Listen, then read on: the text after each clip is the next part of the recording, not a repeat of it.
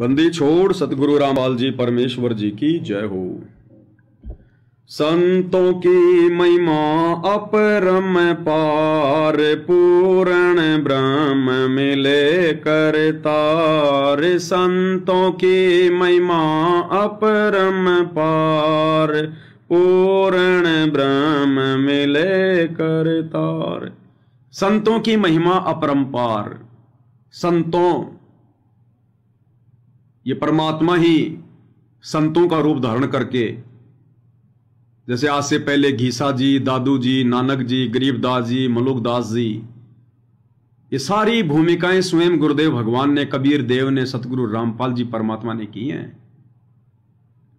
अन्यथा हम इस कलयुग की पिछली पीढ़ी में संतों की महिमा क्यों करेंगे? हम तो उस परम संत की महिमा करेंगे। हम संतों की महिमा क्यों करें? संतों का मतलब बहुत सारे संत, जबकि परमात्मा तो एक ही होता है। एक के साधे सब सदें, सब साधे सब जाए, माली सींचे मूल को फले फूले गाए। तो ये संतों के रूप में महिमा सतगुरु रामपाल जी भगवान ने की है, कबीर देव ने की है। लेकिन उन संतों का वो जीवन हमारे किसी काम का नहीं है। वो संत, उनकी वो तस्वीरें, उनकी वो यादगारें वर्तमान में हम कलयुग की पिछली पीढ़ी वाले भक्तों के लिए कोई मायने नहीं रखती हैं। केवल उनका ज्ञान हमारे लिए मायने रखता है। उनके द्वारा लिखे गए वो ग्रंथ हमारे लिए मायने रखते हैं। इस कलयुग की पिछली पीढ़ी में हम उनकी पूजा करने के लिए पैदा नहीं हुए। हम उनकी महिमा करने के लिए पैदा नहीं हुए।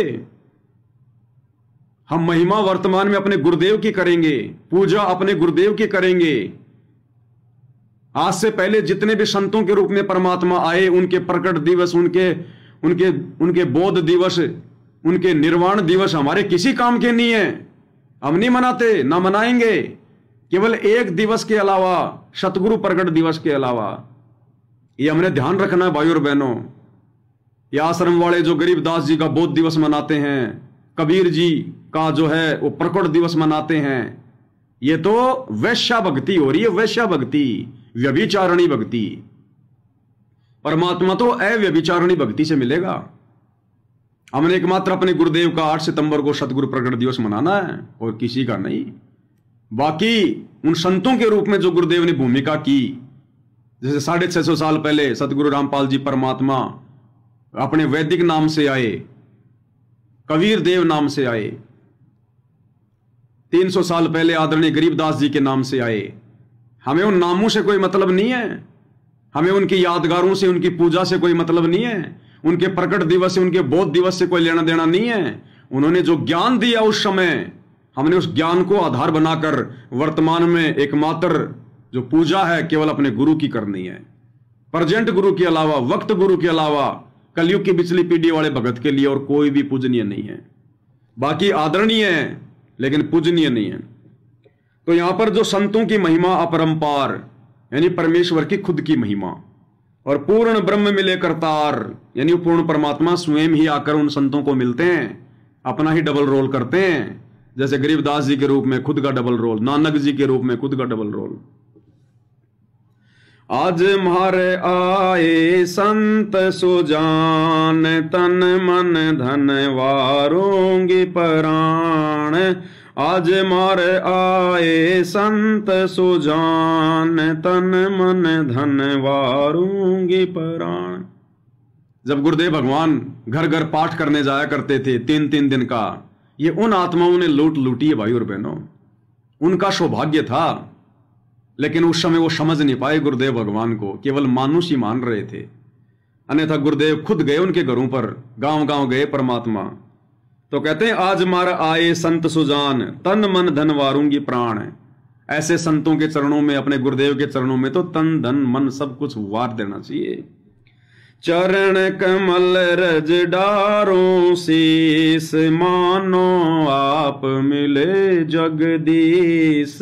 चरण कमल रज डारो शीस, मानो आप मिले जगदीश।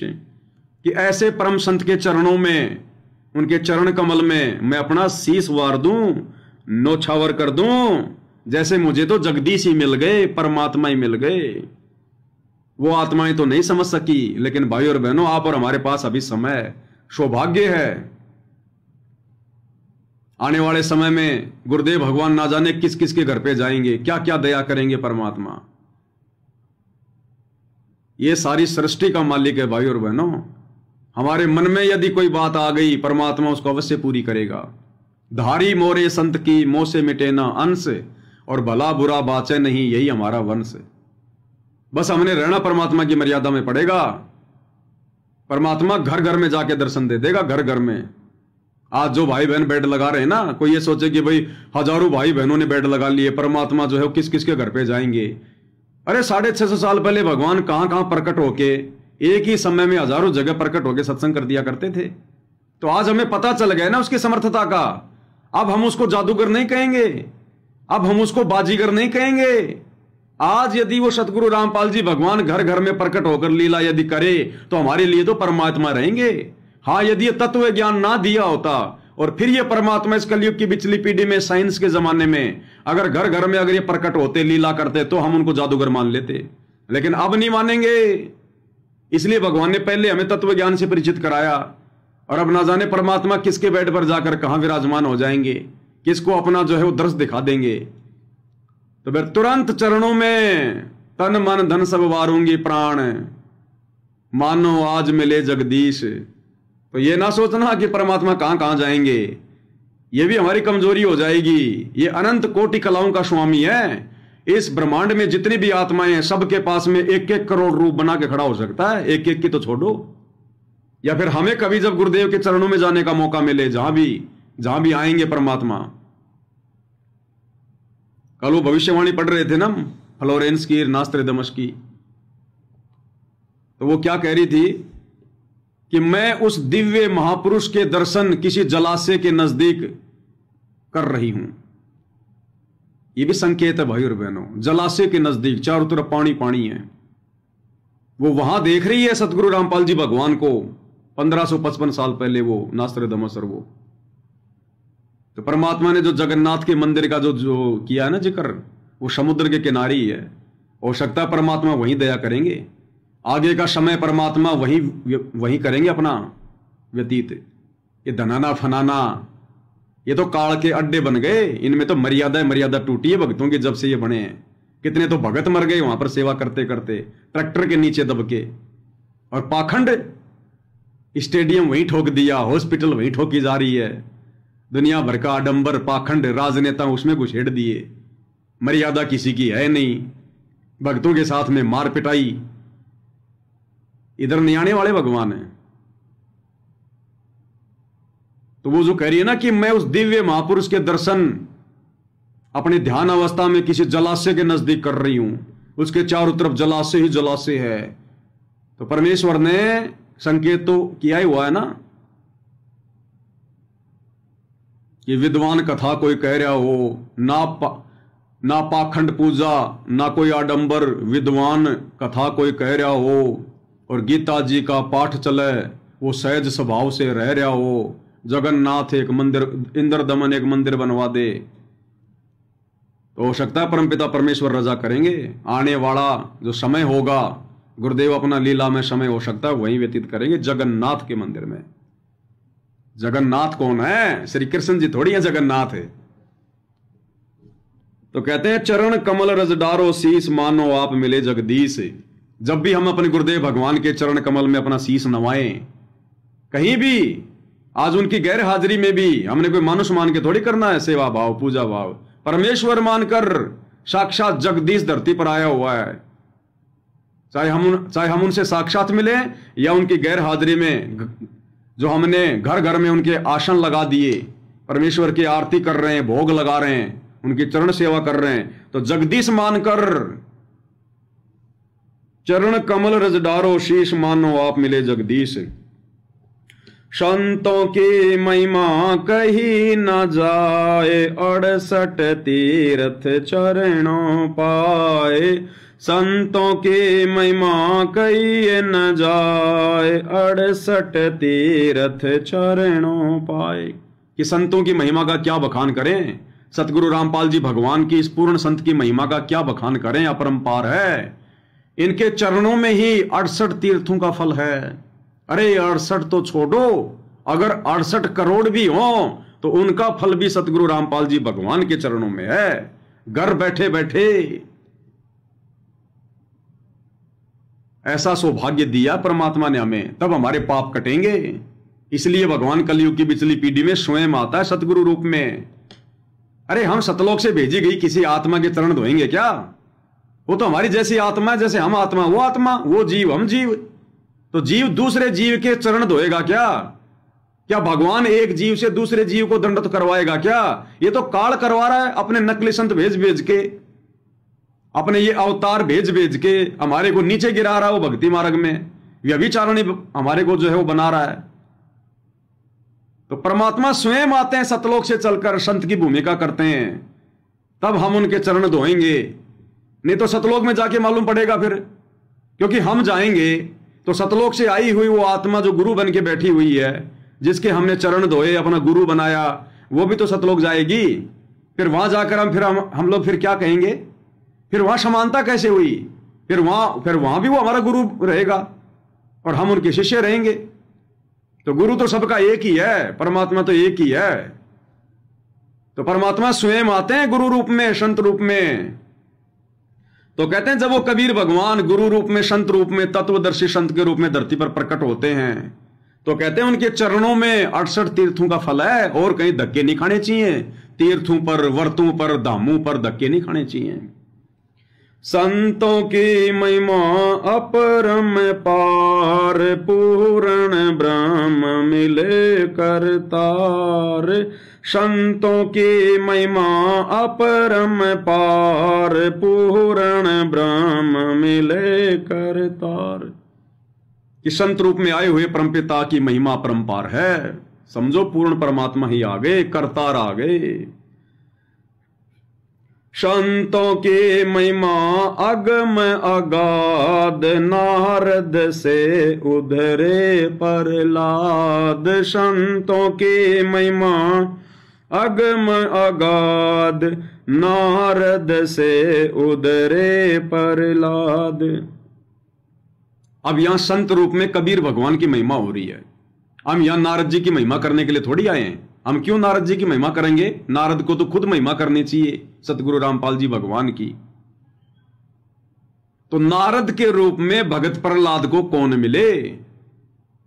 नारद के रूप में कबीर भगवान सतगुरु रामपाल जी ने जब हिरण्याकुश अपनी साधना करने के लिए गया हुआ था और पीछे से उसकी पत्नी जो है गर्भवती थी, और जो ये देवताओं का राजा इंद्र है, ये प्रहलाद को उसकी मां के गर्भ में मारने के लिए जा रहा था, तो बीच में कबीर परमात्मा सतगुरु रामपाल जी नारद जी का रूप बनाकर आ गए और कहा कि इंद्र कहां जा रहा है? सत्यानाश करवाएगा क्या तेरा? उसके गर्भ में भगत है, भगत। अगर उंगली भी कर दी तो भगवान तेरे को जो है कच्चा चबा जाएगा। उसकी आत्मा पल रही है उसके गर्भ में। इंद्र के पसीने आ गए। फिर नारद जी अपने आश्रम में लेके गए। वहां जाकर फिर उन्होंने उपदेश दिया, उसकी मां को ज्ञान समझाया। जो नारद ने मां के गर्भ से ही जो है वो ज्ञान ग्रहण कर लिया, वो उपदेश लिया। तो क्या नारद जी के रूप में कबीर भगवान सतगुरु रामपाल जी ने भगत प्रहलाद को उपदेश दिया। तो ये नारद की महिमा नहीं हो रही। यहां पर जितने भी नाम आएंगे, कोई रामचंद्र का, कोई रविदास जी का, कोई किसी का, वो सारे रूप सतगुरु रामपाल जी भगवान, इस कबीर भगवान ने बनाए हैं।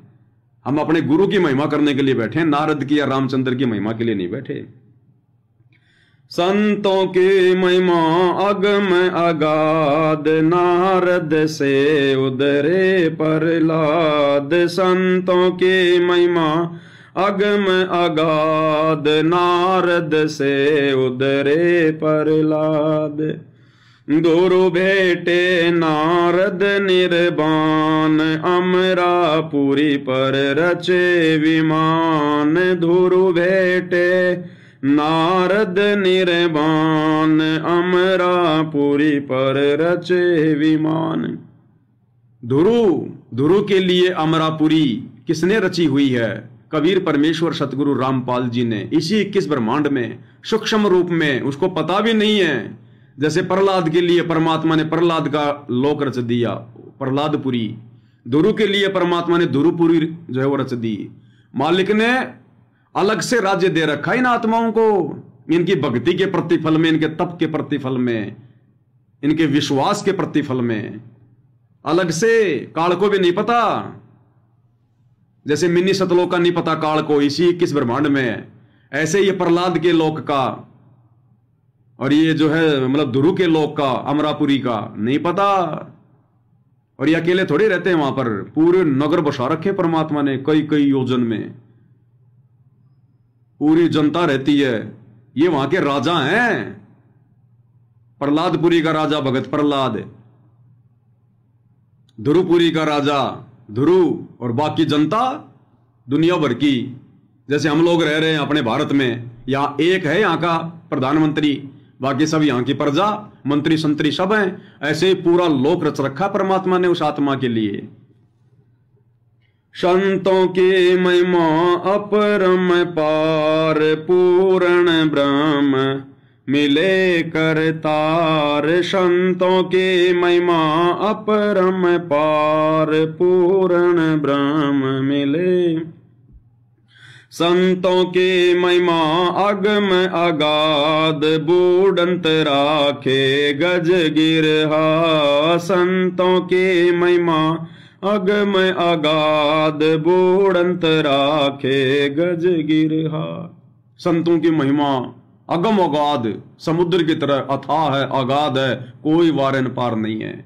और कहते हैं जिस समय वो गज और वो गिरा, यानी हाथी और मगरमच्छ आपस में युद्ध कर रहे थे, अपनी शक्ति का प्रदर्शन कर रहे थे, और हाथी जब डूबने लगा तो विष्णु रूप बनाकर कबीर परमेश्वर सतगुरु रामपाल जी ने ही उसका जो है जीवन की रक्षा की थी और उसको स्वर्ग में उसको बैठाया। यही परमात्मा।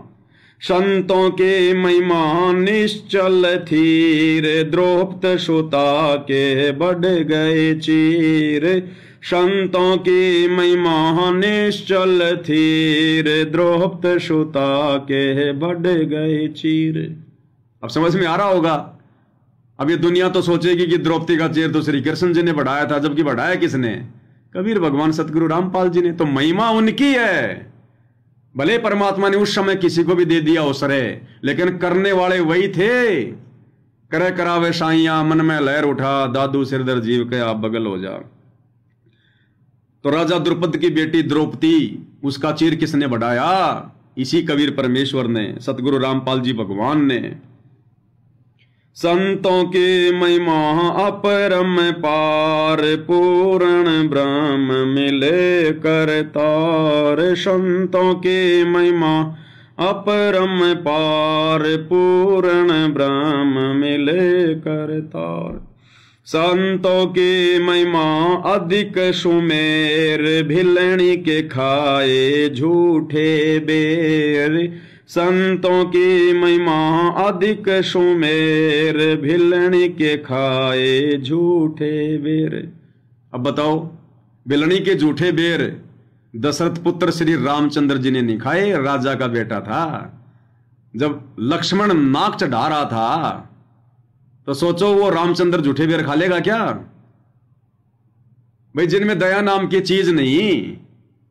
कितने तो जानवर मार दिया करते थे वो जंगल में दोनों भाई, और राम रावण युद्ध में कितने जीव की हत्या हो गई।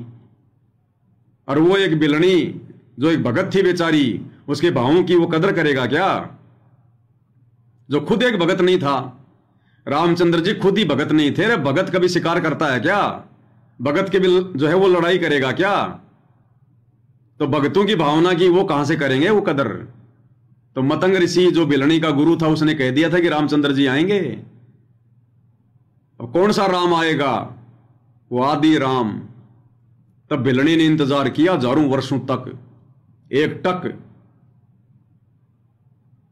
और फिर रामचंद्र जी का रूप बनाकर कबीर परमेश्वर सतगुरु रामपाल जी, क्योंकि आत्मा तो उसी की है सब। भगवान के लिए तो आत्मा भटक रही है ना। तब आए गुरुदेव भगवान और उसके झूठे बेर भी खाए, उसके प्यार में, उसके प्रेम में, उसकी श्रद्धा भाव को देखकर। जैसे परमात्मा ने जो विदुरानी थी, विदुर की पत्नी, जब भगवान गए उसके घर पर श्री कृष्ण रूप में, तो इतनी भावुक हो गई, नहा रही थी, नंगी दौड़ पड़ी भगवान को देखकर। ये भी भूल गई मैंने कपड़े भी मैंने पहन रखे, मैंने नहीं पहन रखे। और कोई भगत था, उसने वो केले वगैरह छोड़ दिए थे, वहां रख दिए थे, बेचारे बहुत गरीब थे, वो झोपड़ी में रहते थे। तो उसने देखा कि भगवान श्री कृष्ण कौरव और पांडवों का रिश्तेदार और हमारी झोपड़ी पर शोपन जैसी बात है। दौड़ के चली गई, ये भी नहीं पता कि मैं नहा रही हूं नंगी। परमात्मा तो परमात्मा थे भाई। मालिक बैठ गए, केले उठा के लाई और प्रेम से कि भगवान को क्या खिला दूं, क्या पिला दूं। आंखों में आंसू, एक टक भगवान के चेहरे की तरफ देख रही है। और गुरुदेव भगवान बैठे श्री कृष्ण जी के रूप में, और उसको यह भी नहीं पता मैं क्या छील रही हूं और क्या खिला रही हूं। केला छील रही है, नजर भगवान की तरफ, आंखों से आंसू। वो केला तो नीचे फेंक दिया और छिलका भगवान को खिला रही है, पता ही नहीं। और भगवान बड़े प्रेम से खा रहे हैं। इतने में विदुर जी आ गए। विदुर जी तो होशो हवस में थे। उन्होंने धमकाया उसको कि तेरे को होश ही नहीं है, तू नंगी आ गई। फिर उसकी वो चेतना टूटी, दौड़ के वापस गई, कपड़े पहने। पीछे फिर विदुर जी बैठ गए और कहा कि भगवान वो तो भोली है, नादान है। बताओ, केला तो नीचे डाल दिया, छिलका आपको खिला रही है। लो मैं खिलाता हूं भगवान। विदुर जी केला छील रहे हैं, छिलका नीचे डाल रहे हैं, केला भगवान को दे रहे हैं, भगवान खा रहे हैं। और विदुर जी बोला, भगवान अब आया ना मजा, वो तो बावड़ी थी। तो गुरुदेव भगवान ने कहा कि नहीं विदुर, वो तो बात ही कुछ और थी। अरे उसके छिलकों में जो आनंद था वो तेरे केलों में भी नहीं है। वो जिस भाव से, जिस श्रद्धा से वो खिला रही थी ना, वो तेरे पास नहीं है। तू तो शाना बन के खिला रहा है, और वो भाव में भावित होके खिला रही थी।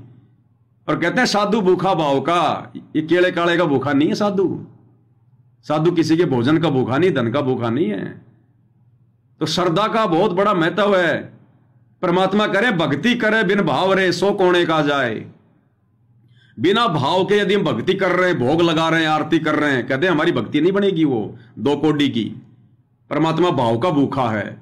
भले सूखी रोटी और मिर्ची का भोग लगा दो, लेकिन गुरुदेव कहते हैं भाव से, श्रद्धा से, उससे परमात्मा प्रसन्न है। तो भिलनी के जूठे बेर श्री रामचंद्र जी ने नहीं, श्री रामचंद्र जी का रूप बनाकर कबीर परमेश्वर सतगुरु रामपाल जी ने अपनी आत्मा का मान रखा। अन्यथा रामचंद्र जी का भाई था पीछे लक्ष्मण। जब रामचंद्र जी जूठे बेर खा रहे थे तो लक्ष्मण जी क्या कर रहे थे, नाक चढ़ा रहे थे कि भैया को जरा भी दिमाग नहीं है, क्या कर रहे हैं भैया, इसकी शक्ल भी देखी नहीं जाती, कभी ये कुल्ला भी नहीं करती, दांत इसके पीले पीले लंबे लंबे, और ये जूठे बेर कर रही है, भैया खा रहे हैं। और जब भिलनी, क्योंकि उसके मन में तो कोई वो दोस्त था ही नहीं, तो सबरी ने जब कहा कि लो लो लक्ष्मण भैया आप भी खाइए, चाक चाक के दे रही थी कि लो लक्ष्मण भैया आप भी खाइए। अब शर्म के मारे लक्ष्मण हाथ में तो ले रहा है, लेकिन फिर क्या कर रहा था, यूं खाने का बहाना करके और यूं फेंक रहा पीछे, मुंह फाड़ के पीछे फेंक रहा बेर। उसने भगत की श्रद्धा का अपमान किया, भगत के भाव नहीं समझा, और वो बेर पीछे जाकर कहां गिरे, द्रोणागिरी पर्वत पर। द्रोणागिरी और संजीवनी बूटी बन के खड़े हो गए वो बेर, संजीवनी बूटी। और ये शिक्षा बहुत बड़ी शिक्षा है। जो किसी भगत के भावों की जो कदर नहीं करता। फिर राम रावण युद्ध हुआ, मेघनाथ ने लक्ष्मण को शक्ति मारी, वो कोमा में चला गया, कोई इलाज नहीं था। वैद्य को बुलाया, वैद्य ने कहा भैया द्रोणागिरी पर्वत पर संजीवनी बूटी है, वो लाओ, उसका रस निकाल के इसके मुंह में डालेंगे तभी होश में आएगा।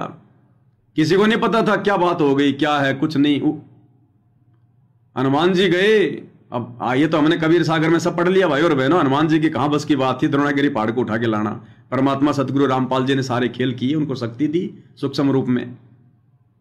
हनुमान जी के समझ में नहीं आई कि कौन सी क्या जड़ी बूटी। पहलवान आदमी कोई जो हम की वैद्य थोड़ी था, उठा के पूरा पहाड़ ले आया, बताते हैं गुरु जी। अब उस वैद्य ने उसमें वो संजीवनी जड़ी बूटियां छांटी। कौन सी संजीवनी जड़ी बूटी, वही जूठे बेर सबरी की जूठन, जो संजीवनी जड़ी बूटी उत्पन्न हो गई, भगवान ने कर दी। वरना बेर से कौन सी संजीवनी बूटी उत्पन्न होती है, बेर से तो बेर ही उत्पन्न होगा। लेकिन ये परमात्मा, इसकी एआई, इसकी टेक्नोलॉजी बहुत एडवांस है। आजकल देखते हैं मोबाइल में एआई का कमाल है। भैंस की औरत बन जाती है, औरत की भैंस बन जाती है, भैंस मोटरसाइकिल चला रही है। इस भगवान ने त्रेता युग में बेर की उस गुठली से संजीवनी बूटी बना दी और उस वैद्य ने रगड़ रगड़ के उसके पत्ते, वो शबरी की जूठन जो नाक चढ़ा रहा था भाई साहब, रगड़ रगड़ के लक्ष्मण भैया के मुंह में डाली। तब लक्ष्मण भैया को होश आया, अरे भैया वहीं खा लेता ना चुपचाप, क्यों इतनी बड़ी आफत मोल लेनी पड़ती। तो उसने भगत की श्रद्धा का अपमान किया। अब इसका मतलब यह नहीं है भाई और बहनों कि वर्तमान में कोई भगत हमारे को जूठा खिलाना चाहे और हम उसको मना कर दें तो हमारे साथ भी ऐसा होगा। नहीं, यह भक्ति का टाइम है। अब है यह समय मर्यादा निभाने का। वो लक्ष्मण वाला समय मर्यादा नहीं थी, कोई भक्ति नहीं थी वो। अब हमने नहीं खाना किसी का जूठा भाई, जूठा खाना ना कुछ पीना, चाहे हो अमृत का दाना हो, चाहे अमृत का दाना क्यों ना हो, अगर किसी ने जूठा कर रखा हम नहीं खाएंगे। हालांकि गुरुदेव भगवान ने कह रखा कि भगत का जूठा खा सकता है, फिर भी भाई और बहनों हमने सावधानी बरतनी है। हमें क्या पता कि वो भगत सामने वाला मर्यादा में है कि नहीं है, और ऐसे मर्यादाहीन भगत का जूठा खा लिया तो फिर क्या होगा। तो भक्तों का भी जूठा मत खाओ, जगत का तो खाना ही नहीं, चाहे अमृत क्यों ना हो, चाहे कोई ऐसी जड़ी बूटी क्यों ना हो। लोग कहते भैया इसको खाते ही 100 साल की उम्र हो जाएगी, जवान हो जाएगा, फिर से जवान हो जाएगा, बूढ़ा भी जवान हो जाएगा। मतलब भैया ये जवानी अब सतलोक में लेंगे, यहां तो बुढ़ापा ही ठीक है हमारा, तू ही खा भाई, तू ही बन ले जवान आदमी, क्योंकि ये पूर्ण मर्यादा निभाने का समय है। बाकी हमने अपमान किसी भगत का नहीं करना, ना किसी की श्रद्धा का, ना किसी के भाव का। कोई गरीब है, कोई काला है, लूला है, लंगड़ा है, ठिगना है, जैसा भी है उसको परमात्मा ने उसके संस्कार आधार से दिया है।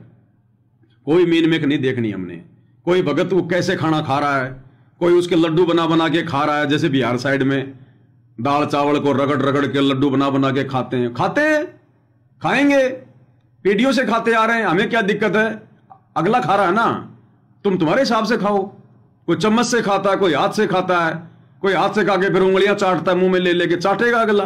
तेरा क्या ले रहा है, खुद की उंगली चाट रहा है, तेरे दर्द हो रहा है। तो परमात्मा ने बताया जैसे पांडवों के उसमें यज्ञ में, और परमात्मा ने सारे भोजन को आपस में मिला लिया, 5 ग्रास बना लिए। अब द्रौपदी ने तो सोचा था कि मैंने लड्डू, कचौरी, पकौड़ी, दही बड़े, पता नहीं क्या क्या 56 आइटम बनाए कि ये महात्मा जी खाएंगे तो उंगली चाटते रह जाएंगे कि ऐसा भोजन तो कभी खाया नहीं और मेरी बड़ाई करेंगे। परमात्मा को तो मालूम था ना, मालिक ने सब राबड़ी बना ली, उसकी गोल मथोड़ कर दिया सारा, और 5 ग्रास बना लिए और खा लिए। अब द्रौपदी के मन में दोष आ गया कि इसको तो भोजन भी नहीं खाना था, शंख नहीं बजा। तो इसी प्रकार हमारा जो कर्तव्य है वो साधु संतों के आगे भोजन जो है रखने का। अब वो चाहे भाई उछाड़ उछाड़ के खाए, उसकी मर्जी। हम विनती कर सकते हैं कि भगत जी परमात्मा ने जो विधि बता रखी है कम से कम थोड़ा ध्यान दे लो। अगर उछाड़ उछाड़ के खाए तो, बाकी अगर वो लड्डू बना के खा रहा तो खाने दो, हमें दिक्कत नहीं है। सारे को आपस में गोल मथोड़ करके खा रहा तो खाने दो, हमें कोई दिक्कत नहीं है। अगर वो झूठा छोड़ रहा है तो प्रार्थना करो कि भगत जी देखो फिर हम दोषी बनेंगे, अन्य देव का अपमान हो रहा है। ऐसी प्रार्थना तो हम उससे कर सकते हैं। बाकी वो कैसे खा रहा है, वो चाहे मुर्गा बन के खा रहा है, खाने दो, हमें क्या दिक्कत है। तो ये भी हमने ध्यान रखना भगत भाई बहनों ने। तो कहते हैं संतों की महिमा अधिक सुमेर यानी देवताओं का पर्वत है सुमेर पर्वत, कहते हैं उससे ऊंची महिमा है सतगुरु की, संत की, और भेलनी के खाए झूठे बेर। संतों की महिमा निश्चल अंक, वाल्मीक कहा बाजा शंख। संतों की महिमा निश्चल अंक, वाल्मीक का बाजा शंख। द्वापर युग में पांडवों का यज्ञ किसने सफल किया? वाल्मीकि रूप में कबीर परमेश्वर सतगुरु रामपाल जी ने। कहते हैं इनकी महिमा बड़ी अपरंपार है। संतों की महिमा अमन अमान, देखो गणिका चढ़ी विमान। संतों की महिमा अमन अमान, देखो गणिका चढ़ी विमान। 650 साल पहले कबीर देव संत रूप में आए हुए थे, सतगुरु रूप में, और जो गणिका थी उसको अपना शिष्य बनाया, उसको अपनी शिष्या बनाया, अपनी शरण में लिया, और अंत में रविदास जी को और गणिका को परमात्मा ने स्वर्ग भेज दिया था। बाकी जितने भी थे जिनके मन में दोष आ गया था, हल्का फुल्का या जैसा भी, उन सबको बारंबार मनुष्य जन्म प्राप्त होते आ रहे हैं। सबको 64 के 64 लाख को, आप और हम में से ज्यादातर भाई बहन मनुष्य जन्म प्राप्त करते आ रहे हैं, कष्ट भोगते आ रहे हैं। अरे मनुष्य जन्म भोगने का मतलब क्या है? मां के गर्भ में नरक भोगना, 9 महीने ऊपर को पैर नीचे को सिर, कोढ़ से भी ज्यादा कष्ट, गुरु में दोष देखने का नतीजा, गुरु की लीला को ना समझ पाने का नतीजा। 650 साल से कम 10, 12, 15 तो मनुष्य जन्म ले लिए होंगे, हर बार मां के गर्भ में आ रहे उल्टे लटक लटक के। लेकिन वो गणिका और रविदास, उनके मन में दोष नहीं आया, लेकिन वो पार होने का समय नहीं था, इसलिए परमात्मा ने दोनों को स्वर्ग भेज दिया। और अब वर्तमान में डायरेक्ट परमात्मा उनको मनुष्य जन्म देगा या दे दिया होगा, वो इतने कष्ट से वो बच गए। परमात्मा कहते हैं चमरा जुल्हा तर गए और छिपा नाई रे, गणिका चढ़ी विमान में सुरगापुर दाई रे। गणिका को परमात्मा ने स्वर्ग में भेजा। चमरा यानी रविदास को कहते हैं चमार, चमरा जुल्हा, जुल्हा यानी खुद परमात्मा आए हुए थे, भूमिका कर रहे थे जुल्हा जाति में। चमरा जुल्हा तर गए यानी पार हो गए, और छिपा नाई रे, और गणिका चढ़ी विमान में सुरगापुर दाई रे, परमात्मा ने उनको स्वर्ग में बैठाया। संतों के महिमा पद गर गाप, त्रिलोचन कह परितिया आप। संतों के महिमा पद गर गाप, त्रिलोचन कह परितिया आप। एक त्रिलोचन नाम का भगत था, त्रिलोचन नाम का, बहुत बूढ़ा हो गया था। एक आधा उसका कोई सेवक रहा करता था, गुरुदेव भगवान ने बताया। और वो भगत था, अपनी नेक नीति में, अपनी मर्यादाओं में रहता था। हालांकि भक्ति ये नहीं थी जो आप और हमें मिली हुई है, लेकिन मालिक तो आत्माओं के पीछे पीछे रहता है। ज्यादा बूढ़ा हो गया, वृद्ध हो गया, और उसको दस्त लग गए, लूज मोशन हो गए। और उसी समय उसका जो चेला था, जो आश्रम में उसकी सेवा करता था, उसके कपड़े धोया करता था, खाना बनाया करता था, उधर से उसकी भी मां मर गई, और गांव से समाचार आ गया। अब उसने कहा कि गुरुजी मेरी मां मर गई, और पता नहीं वो ज्यादा बीमार थी या मर गई, कुछ ऐसा था, तो उसने भी लेनी चाहिए छुट्टी। अब वो संत ने देखा भाई बच्चा बार बार तो जाता नहीं है, काफी समय हो गया, और घर में बीमार है तो जाना चाहिए, चलो जैसे तैसे मैं अपना सुख दुख पाके अपनी क्रिया करूंगा। बोला बेटा तू जा। बोला मैं 1 महीने में आ जाऊंगा। बोला ठीक। वो चला गया। उसके आधा घंटे बाद ही कबीर भगवान सतगुरु रामपाल जी उसी नौकर का, उसी लड़के का रूप बना के वापस आ गए, वैसी वेशभूषा, सब कुछ। ये तो असली लीलाधर है। तो साधु ने कहा तू गया नहीं? बोला महाराज मैं क्या करता। बोले मेरे मन में विचार आया कि कोई बात नहीं भाई, मां तो मरी गई, अब जाके मैं कौन सा उसका जिंदा कर दूंगा, और महाराज जी की तबीयत घनी ज्यादा खराब है, महाराज जी दुखी हो जाएंगे, तो महाराज जी जब आप ठीक हो जाओगे ना तब मैं चला जाऊंगा। तो महाराज जी ने सोचा मालिक की दया, ये भी बहुत अच्छी सोची भाई भगवान ने। अब 1 महीने तक जब तक वो नौकर नहीं आया, तब तक भाई और बहनों इस परमेश्वर ने, कबीर देव ने, सत्य पुरुष ने, इससे आइडिया लगेगा भाई और बहनों ये परमात्मा आप और हमसे कितना प्यार करता है। गुरु जी जो कहते हैं वो सिर्फ वो कहना नहीं होता, हकीकत होती है। जैसे गुरु जी कहते ना कि बहुत प्यारा बालक माँ का, उससे बढ़कर शिष्य गुरुआ का। यानी माँ अपने बच्चे से जितना प्यार करती है, गुरु उससे 1000 गुना ज्यादा प्यार करता है, 1000 गुना ज्यादा प्यार अपने शिष्य से। तो आप और हम गुरुदेव को इतने प्यारे हैं। कौन? जो मर्यादा में रह के भक्ति करते हैं, बकवादी नहीं। बकवादियों का तो खुद ये बकल तारता है, हिरणाकुश की तरह छाती फाड़ देता है परमात्मा। इतना दयालु है सतगुरु रामपाल जी भगवान। तब आप और हमारे लिए 12 साल से हिसार जेल में बैठे हैं। हमारा खुद का शरीर का बाप भी नहीं बैठ सकता। 30 साल से कैसा संघर्ष कर रहे हैं भगवान, दुनिया की गालियां खा खा के, और सर्वशक्तिमान होके जाके आधे बाल पर शकल पसारा, ऐसा पूर्ण ब्रह्म हमारा। गुरु जी के आधे बाल के ऊपर ये पूरी सृष्टि नहीं आ सकती। यानी आधा बाल भी ज्यादा बड़ा है। पूरी सृष्टि को परमात्मा ठहरा दे अपने आधे बाल के ऊपर। ये सतलोक और अगमलोक और अलख लोक और अनामी लोक और सात संग ब्रह्मांड अक्षर पुरुष के 21 ब्रह्मांड काल के अपने आधे बाल पे परमात्मा ठहरा दे, ये वो समर्थ है। इसलिए इनकी महिमा का कोई वारन पार नहीं है। सात समुद्र की मसीह करूं, लेखनी करूं बन रहा है, धरती का कागज करूं, सतगुरु गुण दिखा न जाए। तो परमात्मा आ गए और 1 महीने तक परमात्मा ने उस त्रिलोचन भगत के लैट्रिन साफ किए। दस्त हो रहे थे, उसको नहलाना, लैट्रिन में जो उसके कपड़े हो जाते थे उनको साफ करना, उसका खाना बनाना, झाड़ू निकालना, शाम को फिर उसके चरणों की सेवा करना, उसके पैर दबाना, उसका सिर दबाना। और गुरुदेव ने बताया कि कभी कभी वो त्रिलोचन भगत गुस्से में आकर उसको धमका भी दिया करता था कि रे तू ढंग से सेवा नहीं करता, तेरा दिमाग फिर गया, तेरा भगवान डांट भी खा रहा है और अपने बच्चों की सेवा भी कर रहा है उनके चरणों की। तो भाई और बहनों, आप और हमने तो कुर्बान हो जाना चाहिए। और जिन माता बहनों के बच्चे नहीं है, जो निसंतान है, सौपन में भी मत सोचना कभी कि बुढ़ापे में क्या होगा, जैसे वो त्रिलोचन भगत के साथ क्या किया भगवान ने। और आने वाला समय तो वैसे परमात्मा सतयुग जैसा लाएगा। कोई भी भगत भाई बहन अपने खुद के माँ बाप से भी बढ़िया तरीके से सेवा करेंगे उनकी बुढ़ापे में। एक बहुत बड़ी सेवा समझेंगे कि परमात्मा हमारे परम सौभाग्य अगर हमें किसी ऐसे भगत भाई की सेवा का मौका मिले तो मन में विचार मत करना कि हमारा बुढ़ापे में क्या होगा। ये परमात्मा धरती पर है।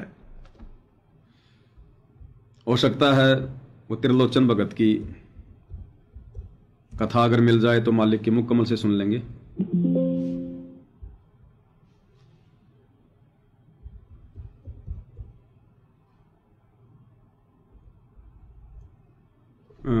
त्रिलोचन,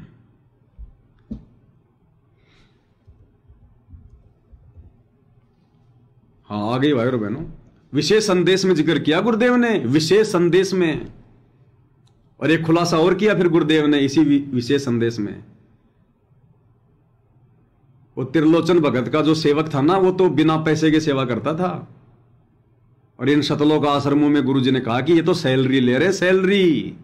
और सैलरी लेने वाला सेवक नहीं होता, मजदूर होता है, मजदूर। गुरुदेव ने कहा कि जैसे इन आश्रमों में जो भगत सेवा करते हैं अपनी सैलरी भी लेते हैं, तो गुरुदेव ने संकेत कर दिया कि फ्री में कोई नहीं कर रहा। यहां अगर फ्री में करने के लिए बोला जाए तो एक भी नहीं रुकेगा इन आश्रमों में।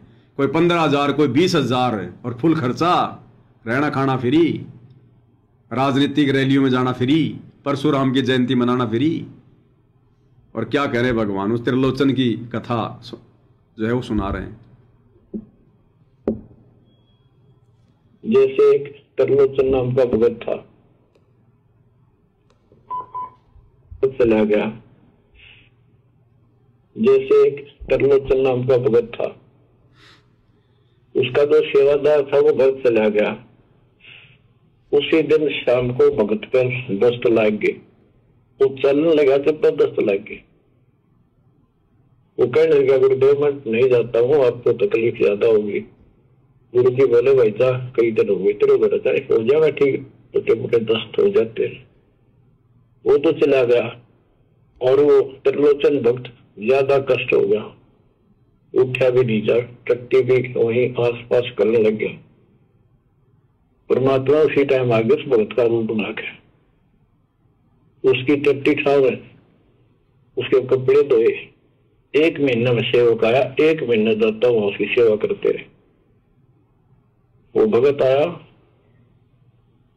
घर से सारा सामान लाया, तो थोड़ा बहुत गुरुदेव के लिए खाने पीने का बनवा के उसकी माँ पे लाया और आकर धर दिए गुरु जी के चरणों में। और लगा गठड़ी खोल कर बता महाराज जी ये मेरी माँ ने ये दिया है, ये दिया। वो सेवक सैलरी पर था, भक्तों ने वो पैसे इकट्ठे करके उसको दिया करते, भगत भी था। जैसे आजकल हम अपने बच्चों को ऐसे ही कर रहे हैं। और कहने लगा ये आपके लिए कपड़े भेजे हैं मेरी माँ ने, ये खाने का बनाया सूखा हलवा। वो त्रिलोचन भगत कह क्या बात होगी, ये कहाँ से ले आया तू? अरे तू कोई गया ही नहीं, ये क्या बोल रहा है? तो बोला जी मैं तो अब आया हूँ, उसी दिन गया था। सचमुच कहता हूं, ये देखिए आपका भी झूठ न लो। अब त्रिलोचन भगत बूंदा पढ़कर रोने लग गया, हे भगवान, हे परमात्मा, हे मालिक, ऐसे नालायक व्यक्ति को इतना साथ दिया जाए। तो बच्चों, जो जन मेरी शरणता का हो दास, गैल गैल ला गया करो जब लग गति आकाश। आप इन बातों को हल्के बना लो, क्योंकि 100 की 100 साची है, मालिक दूर नहीं है, हम उससे कहीं दूर जा चुके हैं। तो गुरुदेव ने बिल्कुल क्लियर कर दिया भाई और बहनों, परमात्मा हमसे दूर नहीं है, ये शब्द स्वरूपी राम है, घट में बैठे हुए हैं। मोको कहाँ ढूंढे रे बंदे, मैं तो तेरे पास में। और दास ने आप भाई बहनों को बताया था, जब मैं उत्तराखंड में रहता था, उस समय दास को भी एक रात्रि ये सौपन आया था। और सौपन में क्या था कि मैं रो रहा हूं बहुत ज्यादा, और गुरुजी मेरे से आगे आगे जा रहे, और मैं रोता रोता मैं गुरुजी के पीछे, जैसे माँ अपने पीहर जाती है, छोटे बच्चे को नहीं ले जाती है, फिर वो कई देर तक रोता है, तो मैं ऐसे रो रहा था, गुरुजी गुरुजी गुरुजी। अब इतने में सामने से गरीबदास जी आ गए। गरीबदास जी आ गए, आप लोग तो फोटो ही देख रहे हैं, दास ने तो गरीबदास जी को देखा सौपन में। सामने से गरीबदास जी आ गए, और गरीबदास जी ने कहा, गरीबदास जी बिल्कुल 6.5 फुट के, जैसे अपने गुरुदेव भगवान, ऐसे अट्टे कट्टे और धोती कुर्ते में थे। और गरीबदास ने कहा कि बेटा क्यों रो रहा है? मैंने कहा मेरे गुरुजी गए, मेरे गुरुजी गए। तो गरीबदास, हाँ, मैंने कहा कि मेरे भगवान गए, मेरे परमात्मा गए। तो गरीबदास ने कहा कि मैं भी तो तेरा परमात्मा हूं, मैं भी तो भगवान हूं। अब इन चीजों का मालूम तो था कि गरीब जी भी जो है भाई, जो है गरीबदास जी भी परमात्मा है, भगवान थे। लेकिन मैंने क्या कहा कि नहीं, आप मेरे परमात्मा नहीं हो, आप भगवान हो सकते हो, लेकिन आप मेरे गुरुजी नहीं हो, मेरे परमात्मा नहीं हो, मेरे भगवान नहीं हो आप। और मैं आगे चला गया, गरीबदास जी को अनदेखा करके आगे चला गया। मैं आगे गया तो बहुत बड़ा एक महल टाइप था, एक बिल्डिंग थी। अब सौपन में तो न जाने क्या से क्या हो जाता है पल में। अब मैं उसमें अंदर चला गया, अंदर जाके मेरे को फ्रेश होने की इच्छा हुई, मैं फ्रेश होने लग गया, सीट के ऊपर बैठ गया। अब नीचे पता नहीं लैट्रिन वगैरह फैल गया। अब गुरुजी इस नीच का, इस कुत्ते का लैट्रिन साफ करके वो जो है बल्कि गटर में डाल रहे हैं। गुरुजी खुद अपने हाथों से कि बेटा कोई बात नहीं, बेटा कोई बात नहीं, ऐसा करके वो मेरा लैट्रिन साफ कर करके गुरुजी गटर में डाल रहे हैं, साफ कर रहे हैं, गुरुजी सफाई कर रहे हैं। तो भाई और बहनों, ये वही परमात्मा है, ये वही भगवान है। सारे काम ये परमात्मा ही करता है, और कोई है ही नहीं भाई और बहनों, बाकी सबकी झूठी महिमा है, सबकी झूठी महिमा। अच्छे कार्य 21 ब्रह्मांड में अगर ये देव के रूप में भी कोई आके कर रहा है, नकली अगर इन गुरुओं के माध्यम से भी अगर कोई कर रहा है, तो ये कबीर भगवान सतगुरु रामपाल जी कर रहे हैं। तो आप और हमने चिंता नहीं होनी चाहिए, हम ऐसे समर्थ की शरण में हैं, परमात्मा क्या से क्या करवा देगा। तो कहते हैं संतों की महिमा पद गर्गाप, और त्रिलोचन का प्रीतिया आप, यानी स्वयं आगे परमात्मा बन के नौकर। संतों की महिमा अपरम पार, पूर्ण ब्रह्म मिले करतार। संतों की महिमा अपरम पार, पूर्ण ब्रह्म मिले करतार। पुंडरपुरी नामा परवान, देवल फेर छिवा दई छान। पुंडरपुरी नामा परवान, देवल फेर छिवा दई छान। पुंडरपुरी में, महाराष्ट्र में, जिस समय नामदेव जी थे 13वीं शताब्दी में, यही कबीर परमात्मा सतगुरु रामपाल जी एक साधु संत का रूप बनाकर वहां आश्रम बनाकर रहते थे। और कैसे कैसे चमत्कार किए परमात्मा ने उन आत्माओं में भक्ति की ज्योत जगाने के लिए। जो मंदिर फेरा गया था नामदेव जी का, जो मंदिर फेरा गया था, जो ब्राह्मणों ने धक्के मार के उनको बाहर कर दिया था, और मंदिर के पीछे की साइड में नामदेव जी भक्ति में भाव विभोर होकर और गुरु से उपदेश भी ले लिया, उसके बावजूद भी मंदिर में जाकर उन पंडितों के वहां जाकर और जो है अपने पैरों की जूतियां निकालकर और वो बजाने लग गए। वो पंडित ने देखा रही नीच आ गया भाई, भ्रष्ट कर दिया इसने तो मामला, क्योंकि छोटी जाति वालों को मंदिर में जाने नहीं दिया करते थे, नीच माना करते थे। और पकड़ के नामदेव जी को मंदिर के पीछे की साइड में छोड़ दिया। परमात्मा ने मंदिर का मुंह फेर दिया, नामदेव की तरफ तो हो गया मंदिर का मुंह, और वो पंडित जी खड़े पीछे। और बाद में नामदेव की छान बनाई परमात्मा ने। नामदेव जा रहा था झोपड़ी बनाने के लिए, सामान लाने के लिए, जंगल से वो पूले वाले काटने के लिए।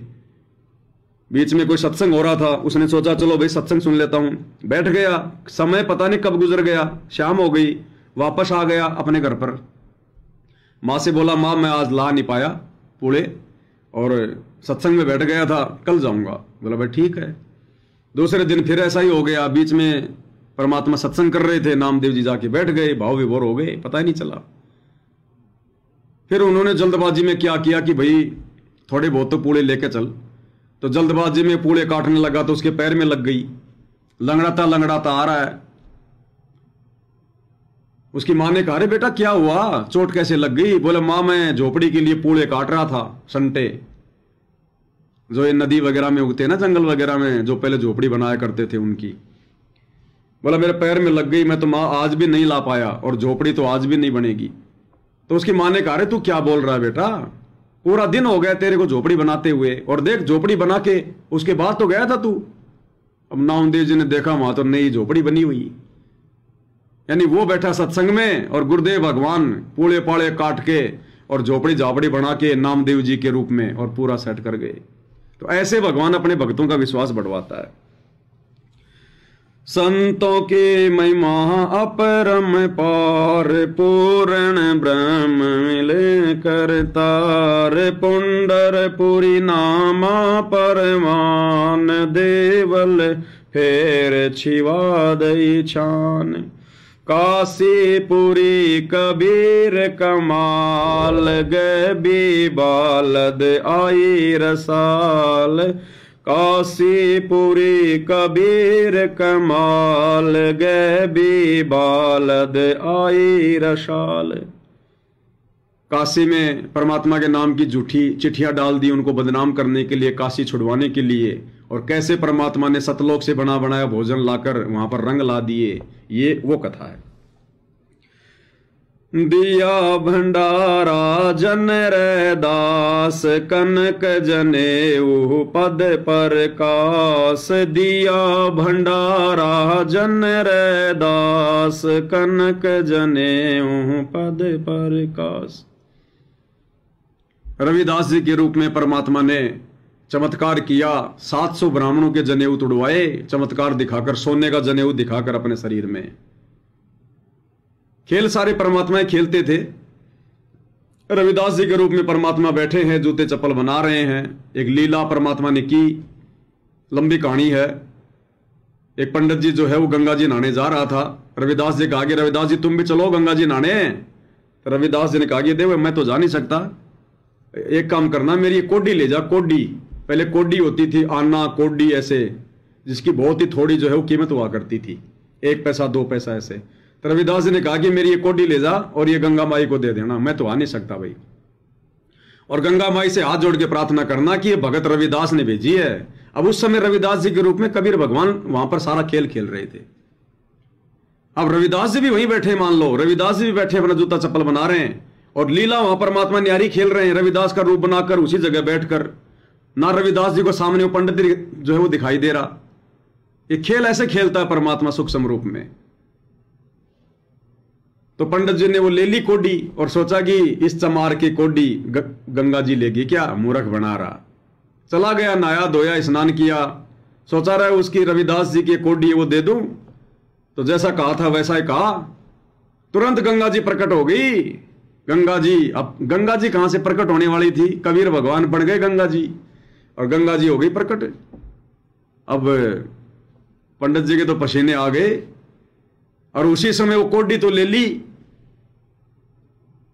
और उसी समय गंगा जी ने एक सोने का एक कंगन दे दिया, बोला ये संत रविदास जी को मेरी तरफ से भेंट दे देना और मेरा ये परम सौभाग्य जो रविदास जी ने मेरे लिए ये कोडी भेजी है और उनके चरणों में मेरा नमस्कार कहना, मेरा प्रमाण कहना। पंडित जी आ गए। अब पंडित जी ने देखा रविदास को क्या पता, भाई मेरे को ये सोने का एक कंगन दे दिया। पंडित के मन में दोष आ गया, सीधा घर पे गया, सोचा ये क्या करूं, कंगन का बहुत कीमती लगता है, बड़ा चमकदार है, सोचा राजा को दे देता हूं, राजा बड़ा प्रसन्न होगा और तेरे को दान दक्षिणा देगा। उसने राजा को दे दिया, राजा ने अपनी रानी को दे दिया। अब रानी ने देखा कि भाई कंगन बड़ा जबरदस्त है, लेकिन एक क्या दूसरा मिले तब बात बने, तो राजा से कहा कि जी दूसरा कंगन और मंगवाओ। अब पंडित जी को बुलाया गया, पंडित जी ने सोचा कि राजा तुझे फिर देगा इनाम वहां गया और कहा कि भाई वो कंगन कहां से लाया था, दूसरा ला बनवा के, और दूसरा नहीं लाया तो तेरे बच्चों समेत तेरे को कोल्लू में पेल दूंगा। अब पंडित जी के तो दस्त हो गए, सोचा था मान बड़ाई मिलेगी, धन मिलेगा, और ये तो उल्टी बात पड़ गई। पंडित जी ना खाव ना पीवे, सूख के काटा हो गया। अंत में देखा कि कहीं कोई जुगाड़ नहीं है, वापस रविदास जी के चरणों में जाके गिर गया। पहले तो ये सोचता था कि छींटे छांटे लग जाएंगे मेरे, दूर से होकर चलता था, और उस दिन जाके चरणों में गिर गया। रविदास जी रूप में परमात्मा बोले क्या कर रहे हो पंडित जी? अरे विपर जी आपका धर्म भ्रष्ट हो जाएगा, मैं तो चमार हूं। बोला भाई कुछ भी नहीं। फिर सारी बात बताई कि ऐसे ऐसे आपने वो कोडी दी थी, मैंने गंगा जी को दी थी, गंगा जी ने सोने का कड़ा दिया था, मैंने ऐसे ऐसे दिया, और मेरे तो बच्चों के ऊपर बात आ गई। तो रविदास रूप में कबीर भगवान ने कहा कि जिसमें मैं चमड़ा बेचता हूं ना, इसमें उसको बोलते हैं कुंडी, वो पत्थर की बनाते थे, आजकल तो जैसे लोहे की या कोई चमड़े उमड़े की ले लेते हैं। पहले वो पत्थर को ही छैनी और हथौड़े से छीन छीन के और उसको जो है गहरा कर लिया जाता था, उसमें पानी डाल के चमड़ा भिगाया करते थे, उसको बोलते थे कि कुंडी। रविदास जी ने कहा कि कुंडी में हाथ दे के निकाल ले। अब मजबूरी पंडित जी की, उस चमड़ा भिगोई उस कुंडे में हाथ दिया, तुरंत 2-4 कंगन हाथ में आ गए। रविदास रूप में परमात्मा ने कहा कि एक ही ले जा, फिर से अपना नहीं तो नीत डिगा मत दिए, नीत मत डिगा दे, बाकी डाल दे वापस, एक ही ले जा। वो तो एक लेके तुरंत गया, राजा को दिया, राजा ने रानी को दिया। रानी ने कहा कि ये सामान्य नहीं है कंगन, ये लाया कहां से है, मेरे को सुनार का एड्रेस बता। फिर बुलाया पंडित जी को, बोले कौन सुनार है, कहां से लाया?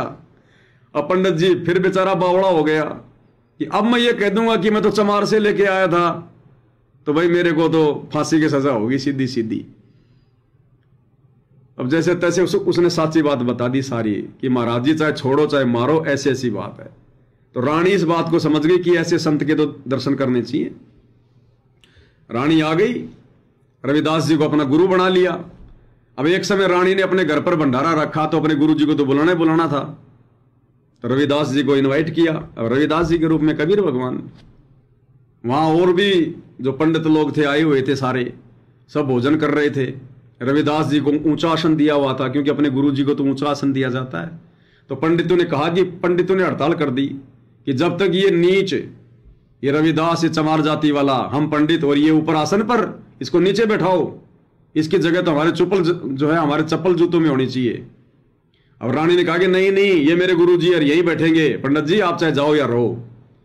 लेकिन रविदास जी रूप में कबीर भगवान ने कहा कि ऐसा नहीं करते, संत भक्तों को ऐसा व्यवहार शोभा नहीं देता।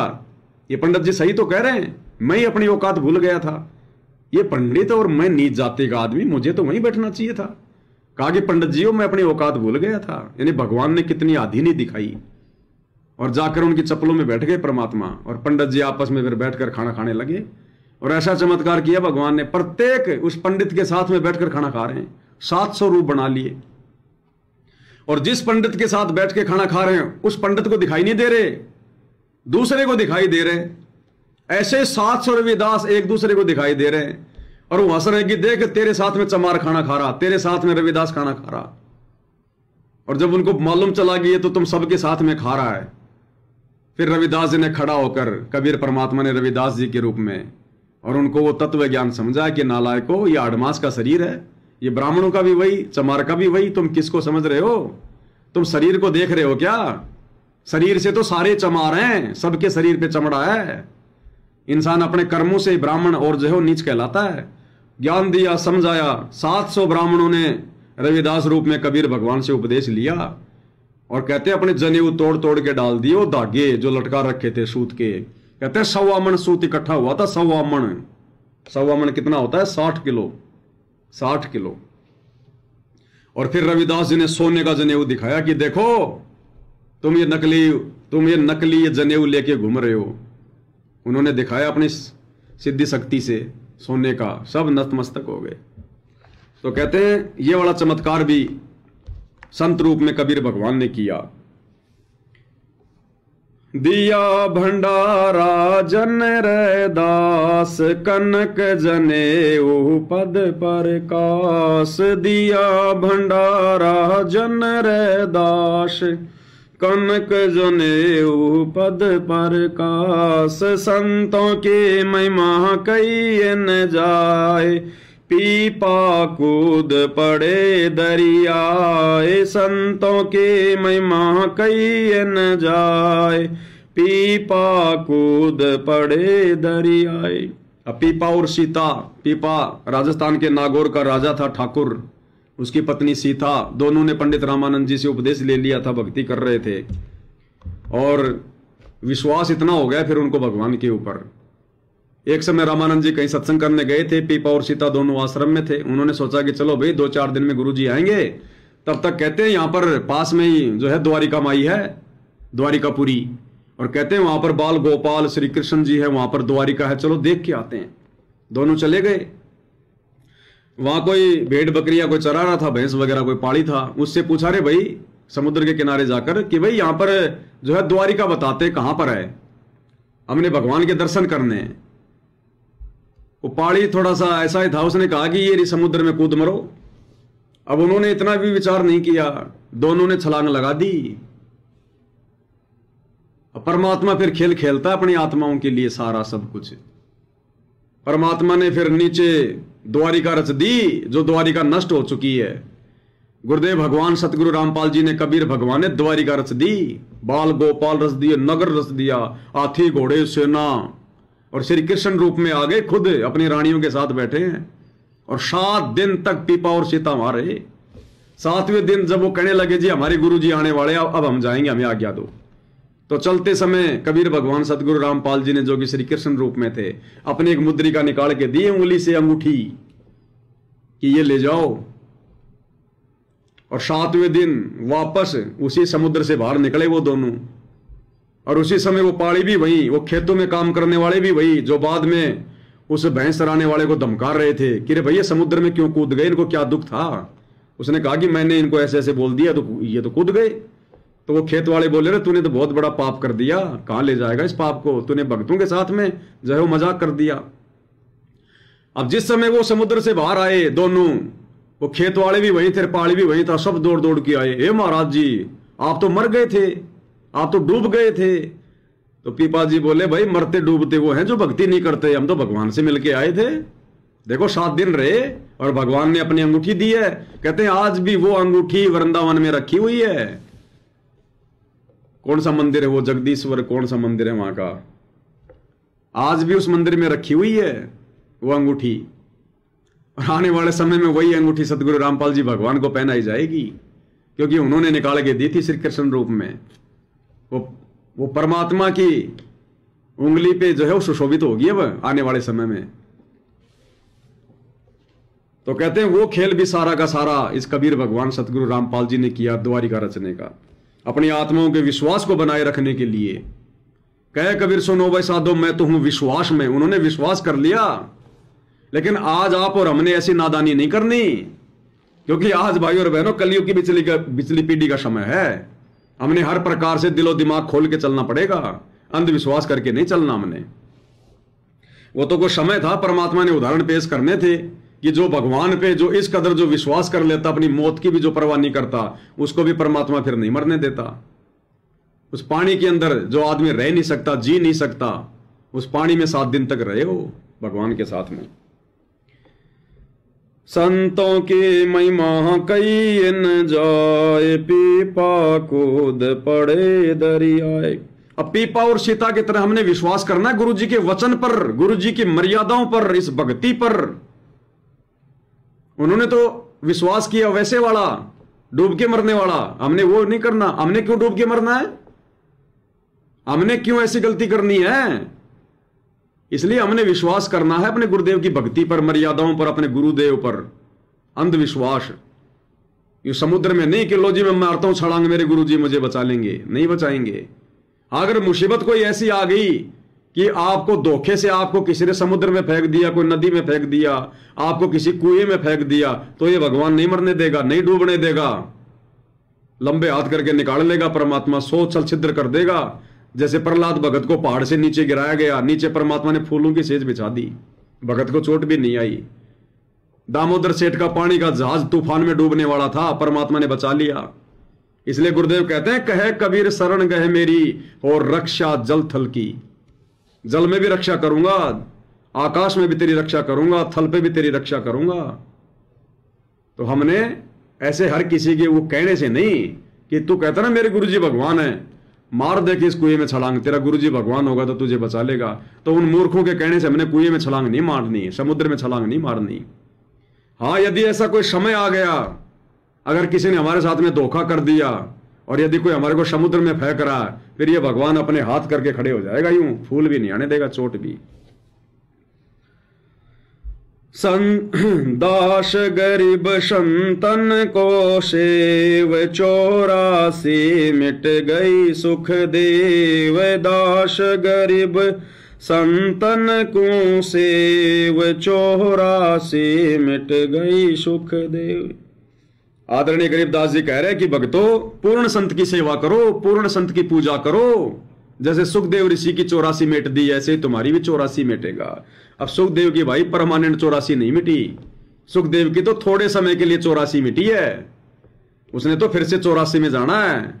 और सुखदेव ऋषि तो आने वाले समय में लाखों साल बाद जो विष्णु का अवतार आएगा, निकलंक, उसकी फौज का सरदार बनेगा। गुरुजी ने कह रखा है, अपने कर्म फोड़ेगा, लाखों लोगों को मारेगा, फिर गधा बनेगा सुखदेव, 84 में जाएगा। आप और हमारा सौभाग्य है, आप और हमें मिल गए पूर्ण संत। अब हम इनकी जितनी सेवा कर लेंगे, जितनी भक्ति कर लेंगे, जितना मालिक को भोग लगा के उनका प्रसाद खा लेंगे, भगवान की आरती उतारेंगे भगवान समझकर, तो कहते हैं दास गरीब संतन को सेव, सेव यानी पूजा, 84 मिट गई सुखदेव। आप और हमारी जरूर मिट देगा भगवान। संतों के महिमा अपरम पार, पूर्ण ब्रह्म मिले करतार। संतों के महिमा अपरम पार, पूर्ण ब्रह्म मिले करतार। तो भाई और बहनों, बहुत बड़ी दया, बहुत बड़ी मेहर पूज्य गुरुदेव भगवान की, सतगुरु रामपाल जी परमेश्वर जी की। हम नीचों पर परमात्मा इसी प्रकार से अपनी गैर हाजिरी में दया बना के रखें, हमें साथ संगति से जोड़ के रखें, अपनी महिमा करवाते रहें, हमारी सेवा परमात्मा अपने चरणों में लगाते रहें। और इसी प्रकार भाई और बहनों, ये समय आप और हमारा निकल जाएगा, ये कट जाएगा, तब तक गुरुदेव भगवान आ जाएंगे, फिर हमें संभाल लेंगे। कोई टेंशन नहीं, कोई प्रॉब्लम नहीं, संभाल तो आज भी हो ही रहे हैं, लेकिन आज परमात्मा साथ संगति के माध्यम से आप और हमें थोड़ी हिम्मत भी दे रहे हैं परमात्मा। इसलिए भाई और बहनों, गुरुदेव का जितना धन्यवाद करें उतना कम है। तो आज की वीडियो में इतना ही। परमेश्वर हम सबको आशीर्वाद दे, सद्बुद्धि दे, हमारा मार्गदर्शन करें। बंदी छोड़ सतगुरु रामपाल जी परमेश्वर जी की जय हो।